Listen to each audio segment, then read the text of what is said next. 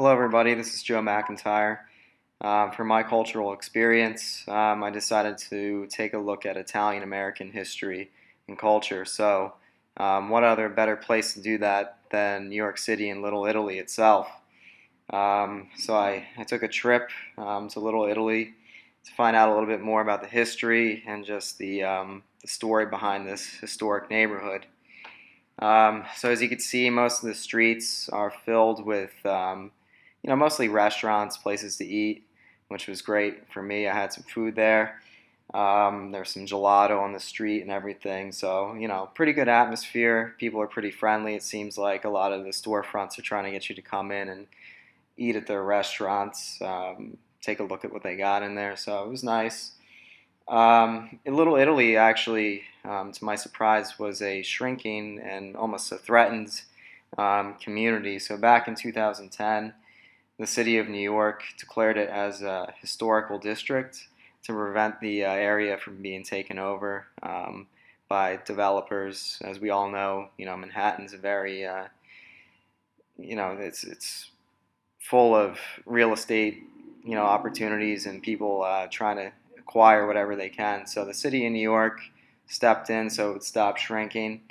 I found this out by visiting the Italian American Museum, which is located right in the heart of Little Italy itself. Found it interesting in there. Spoke to a few people about the history of the museum itself. The museum is located on Mulberry Street. It was originally a bank. The Historical Society of Italian American Culture took it over a few years back and opened up this museum. And it was pretty neat in there. Spoke with the person working there. He told me a little bit about the history.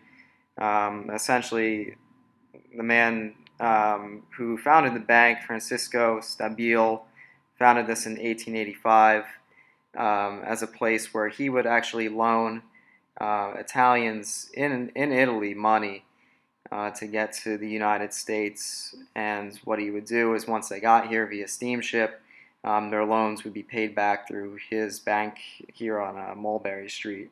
So this was almost a form of foreign direct investment in the sense that he was essentially investing in people coming here.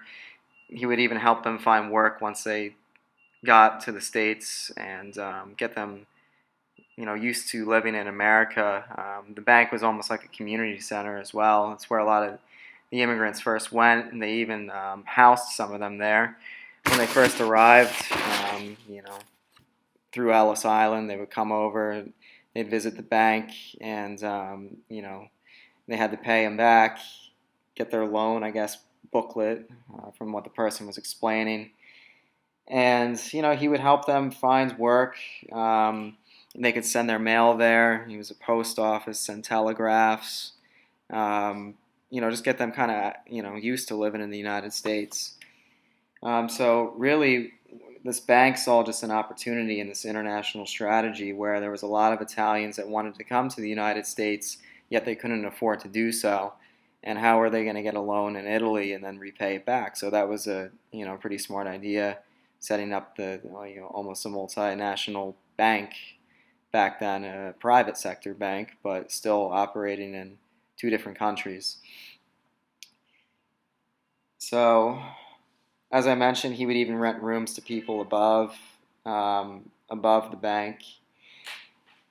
So now it being a museum, it's full of documents, some of the pictures of the old steamships.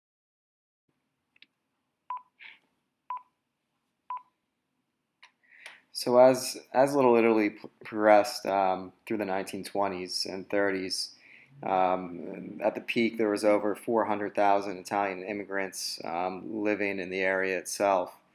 The area of Little Italy actually was over 50 square blocks at one point, which today it's only seen to be 3 square blocks. So there's definitely a large shrinking of the area and a fight to preserve the actual culture there. What I found interesting speaking with the person at the museum was that most of the northern Italians actually lived in different areas of Little Italy than the people from places like Sicily, from southern Italy. So there was definitely a divide amongst even the Italian immigrants in their own neighborhood there. So I found that pretty interesting. What that sparked was some different foods and everything from the certain areas of Italy.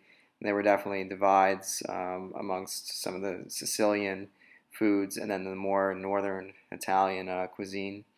But overall, just an interesting experience. I would recommend it to anybody, especially if you're hungry and looking for something to eat in the city.